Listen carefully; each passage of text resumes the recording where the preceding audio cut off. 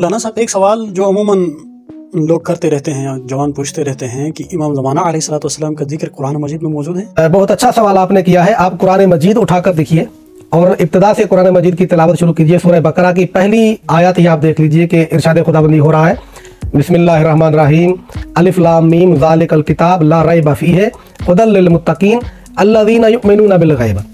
आप शिया उलमा को तो छोड़िए, इस आयत मुबारका के बारे में सुन्नी उलमा ने अपनी किताबों में लिखा कि इस आयत में जो अल्लाह कह रहा है कि अल्लज़ीना युमिनूना बिल गैब और हुदल लिल मुत्तकीन, ये किताब हिदायत है मुत्तकीन के लिए, वो मुत्तकीन जो गैब पर ईमान रखते हैं।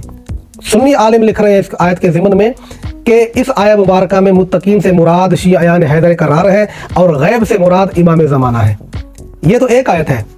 शिया और सुन्नी उलमा का इत्तेफाक है और उन्होंने इस चीज़ को बयान किया है कि कुरान मजीद की 300 आयत ऐसी हैं जो इमाम ज़माना अजलल्लाहु ताला फ़रद और शरीफ के ज़हूर और उनके इंतज़ार पर दलालत करती हैं।